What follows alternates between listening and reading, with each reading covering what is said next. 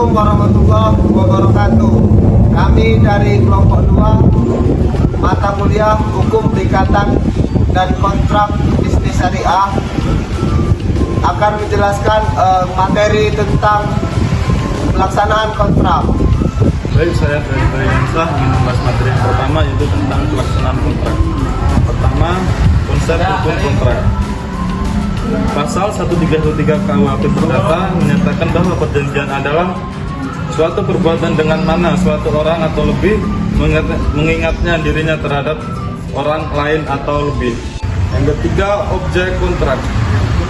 Dalam lingkup yang lebih khusus terkait hukum kontrak, pasal 133 Perdata menjelaskan bahwa objek kontrak harus tertentu atau dengan bahasa lain dapat ditentukan. Kaitannya dengan perbuatan objek kontrak merupakan prestasi sebagaimana termasuk dalam pasal 1234 KUHP Perdata. Nama saya Muhammad Yusuf Sahal. Di sini saya akan membawakan materi tentang 4 penyelesaian sengketa kontrak. A. Litigasi jalur. Litigasi merupakan penyelesaian sengketa kontrak melalui jalur gugatan. Yaitu salah satu pihak yang dirugikan dalam kontrak mengajukan gugatan ke pengadilan untuk melakukan penentuan ganti rugi. Saya Febriana Putri, saya akan menjelaskan penyelesaian sengketa kontrak melalui jalur non-litigasi atau di luar pengadilan yang bisa ditempuh dengan 3 cara. Yang pertama yaitu arbitrase adalah cara penyelesaian sengketa di luar pengadilan oleh arbiter berdasarkan perjanjian tertulis antara para pihak yang bersengketa menurut pasal 1 ayat 1 Undang-Undang Nomor 30 Tahun 1999 tentang arbitrase dan alternatif penyelesaian sengketa. Yang kedua, konsiliasi. Arbitrase adalah cara penyelesaian sengketa di luar pengadilan oleh arbiter berdasarkan perjanjian tertulis antara para pihak yang bersengketa menurut pasal 1 ayat 1 Undang-Undang Nomor 30 Tahun 1999 tentang arbitrase dan alternatif penyelesaian sengketa. Para pihak yang bersengketa dapat menunjuk seseorang atau lebih. Yang ketiga, mediasi. Mediasi sebagai alternatif penyelesaian sengketa di luar pengadilan yang dilakukan oleh pihak yang ketiga yang netral sebagai mediator. Ya, saya sebagai pengelola ini coba akan membahas terkait prestasi. Jadi prestasi adalah sesuatu yang wajib dipenuhi oleh debitur dalam setiap perikatan. Prestasi sama dengan objek perikatan. Dalam hukum perdata, kewajiban memenuhi prestasi adalah disertai jaminan harta kekayaan debitur. Dalam pasal 1131 dan 1132 KUHP dinyatakan bahwa semua kekayaan debitur baik bergerak maupun tidak bergerak, baik yang sudah ada maupun yang akan ada, menjadi jaminan pemenuhan hutangnya terhadap kreditur. Salah satu unsur dari suatu perikatan adalah adanya suatu isi atau tujuan perikatan, yaitu suatu prestasi yang terdiri dari 3 wujud yang dapat pada pasal 1, 2, 3, 4 KUHP, yaitu memberikan sesuatu, berbuat sesuatu, dan tidak berbuat sesuatu. Nah, kemudian prestasi dibagi menjadi 2. Yang pertama, penjelasan tentang memberikan sesuatu.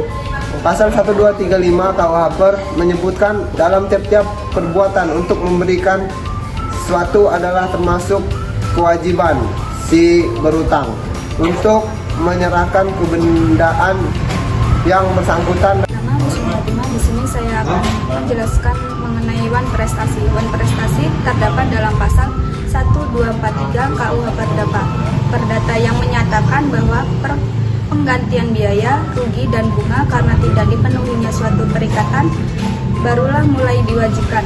Apabila si berutang telah dinyatakan lalai memenuhi perikatannya, tetapi melalaikannya, atau jika sesuatu yang harus diberikan atau dibuatnya hanya dapat diberikan atau dibuatnya hanya dalam tenggang waktu yang telah dilampaui.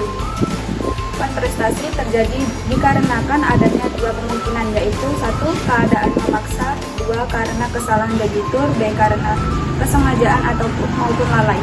Setiawan Saputra, NPM 2021030322. Sini saya akan melanjutkan materi dari yang jelaskan kawan sebelumnya. sini saya menjelaskan tentang surat peringatan yang menyatakan debitur telah melakukan wan prestasi disebut dengan somasi. Somasi memiliki bermacam bentuk seperti menurut pasal 1238 KUHP Perdata. Ialah pertama yaitu surat perintah. Surat perintah di sini berasal dari hakim yang biasanya berbentuk penetapan, dan yang kedua tentang akte sejenis. Akte ini dapat berupa akte di bawah tangan maupun akte notaris. Yang terakhir yaitu tersimpul dalam perikatan itu sendiri. Maksudnya sejak pembuatan perjanjian ataupun kreditur sudah menentukan saat adanya wan prestasi. Sabkabela NPM 2021-03-0318. Di sini saya akan menjelaskan materi mengenai pembelaan debitur ketika melakukan wan prestasi. Ketika terjadi suatu wan prestasi, debitur dapat melakukan pembelaan. Yang pertama adalah keadaan memaksa atau force majeure. Di dalam pasal 1244 dan pasal 1245 Kitab Undang-Undang Hukum Perdata menyatakan bahwa jika debitur terhalang sesuatu yang tak terduga ketika hendak melaksanakan suatu prestasi, maka debitur bisa terhindar dari tuntutan ganti biaya, rugi, dan bunga kepada kreditur. Dalam setiap perjanjian umumnya para pihak telah menetapkan kategori apa saja yang termasuk ke dalam force majeure. Baik, saya Tiara Afrina Damayanti akan melanjutkan materi tentang pembelaan debitur ketika melakukan wan prestasi. Dalam Kitab Undang-Undang Hukum Perdata tidak menyebutkan kondisi atau keadaan apa saja yang masuk dalam kategori force majeure. Tetapi Kitab Undang-Undang Hukum Perdata memberikan suatu unsur-unsur dari force majeure itu sendiri. Yang pertama, ada suatu peristiwa atau keadaan yang menyebabkan debitur tidak dapat melaksanakan prestasi, yang mana dapat membenarkan debitur untuk tidak melaksanakan prestasi atau melaksanakan prestasi tetapi tidak semestinya. Yang kedua, tidak ada unsur salah pada debitur dalam peristiwa halangan tersebut. Yang ketiga, keadaan tidak dapat diduga oleh kreditur. Dari penjelasan di atas, bisa kita simpulkan bahwa apabila debitur memenuhi ketiga unsur tersebut, maka dapat dikatakan telah terjadi force majeure, dan debitur tidak dapat dituntut oleh kreditur untuk mengganti kerugian karena tidak terpenuhinya suatu prestasi. Sekian penjelasan dari kelompok kami. Kurang lebihnya kami mohon maaf. Kami akhiri Ihdinas Shiratal Mustaqim. Wallahul muwaffiq ila aqwamit thoriq.